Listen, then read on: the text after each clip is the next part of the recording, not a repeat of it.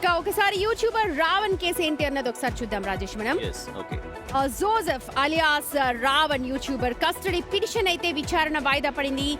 ఉపా కేసులో అరెస్ట్ అయిన రావణ్ ప్రస్తుతం రిమాండ్ లో ఉన్నారు. రావణ్ పిటిషన్ పై 2వ అదనపు జిల్లా జడ్జి కోర్టులో విచారణ జరిగింది. కౌంటర్ దాఖలు చేసేందుకు పోలీసులకు సమయం ఇస్తూ విచారణను ఈ నెల 6వ తేదీకి వాయిదా వేసింది కోర్టు. రైట్, మనందరికీ తెలుసు రావణ్ అలియాస్ జోసెఫ్ పోలీసుల కస్టడీలోనే ఉన్నాడు. ఉపా కేసు కింద కూడా అరెస్ట్ అయ్యాడు. ఎందుకంటే ఎలా పడితే అలా రిమాండ్ లో ఉన్నాడు. అవును, చెప్పండి. అది చాలా తప్పు.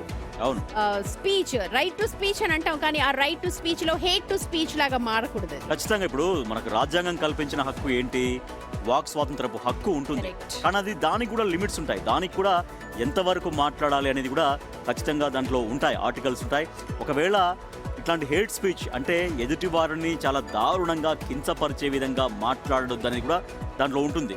సో కాబట్టి వాక్ స్వాతంత్ర్యం దృష్ట్యా అది ఉంది కదా అని ఉన్నట్టుగా లిమిట్స్ లేకుండా, లైన్స్ లేకుండా కొంత బిట్వీన్ ద లైన్స్ అనేది ఉండాల్సిన అవసరం ఉంటుంది. అట్లా కాకుండా మాకు మాట్లాడడం హక్కు ఉంది కదా అని ఏది పడితే అది మాట్లాడితే ఖచ్చితంగా ఇష్యూస్ ఫేస్ చేయాల్సిందే. రాజేష్, వాళ్ళ పార్లమెంట్ లో కూడా ఈ సోషల్ మీడియా ఇన్ఫ్లుయెన్సర్స్ వీటన్నిటి మీద ఎలాంటి గైడ్ లైన్స్ ఉండాలి ఏంటి అన్న దాని మీద ఒక బిల్ కూడా ప్రవేశపెట్టారు ఇవాళ. ఎగ్జాక్ట్లీ అంటే నిజమే. అంటే ఇందాక మనం మాట్లాడుతుంటాం కదా, దానికి ఏదైనా లిమిట్స్ ఉంటాయి. ఫర్ ఎగ్జాంపుల్ విమర్శ చేయొచ్చు, దానికి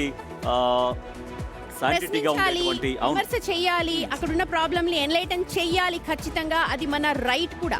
కానీ దాన్ని ఎలా చెప్తున్నాం, ఎలా కన్వే చేస్తున్నాం, ఆ క్రమంలో మనం విమర్శ చేస్తున్న క్రమంలో వ్యక్తిత్వ హననానికి పాల్పడి చాలా దారుణంగా, అంటే నోటికి ఏదొస్తే అది మాట్లాడడం, అంటే మనం రావణ్ గురించో జోసెఫ్ గురించో కాదు, అందరికీ వర్తిస్తుంది. సోషల్ మీడియా అనేది చాలా విస్తృతంగా మారిపోయింది. ప్రతి ఒక్కరి దగ్గర స్మార్ట్ ఫోన్స్ ఉండడం, ప్రతి ఒక్కరు సోషల్ మీడియాలో యాక్టివ్గా ఉండడం, అంటే ఒకళ్ళని చూసి ఒకళ్ళు అరే ఈ రకంగా ఇంత ఈజీగా మాట్లాడేస్తున్నారు కదా, మనం మాట్లాడితే మనం కూడా హైలైట్ అవుతాము కదా అనే ధోరణి చాలా మందిలో కనిపిస్తుంది. మోదీకి సంబంధించిన వీడియో ఏదైతే వైరల్ అయిందో, ఆ అమ్మాయి తిట్టిందో, ఆ అమ్మాయి చెప్పింది కూడా ఇదే.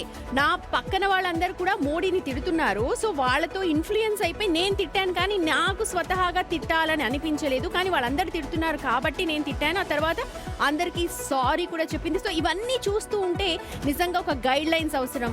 సోషల్ మీడియాలో కావచ్చు, ఇన్ఫ్లుయెన్స్ గా మాట్లాడుతున్నారు ప్రతి ఒక్కరికి కూడా. యాక్చువల్గా ఏమవుతుందంటే ఇలా మాట్లాడే వాళ్ళకి ఎక్కువగా పాపులారిటీ వచ్చేస్తుంది.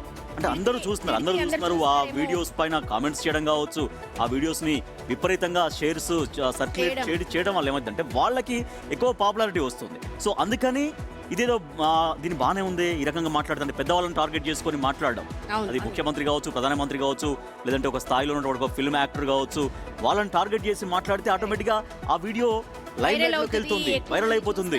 నేను పాపులర్ అయిపోతాను, కానీ బట్ అది రాంగ్ నోషన్. అండ్ ఇది దీని మీద కూడా జనాలు, పబ్లిక్ కూడా దీన్ని షేర్ చేయడం, లేకపోతే దీన్ని కూడా మానుకోవాలి. ఎవరితో మాట్లాడుతున్నాం, ఎవరి దగ్గర మాట్లాడుతున్నాం, ఎవరి గురించి మాట్లాడుతున్నాం.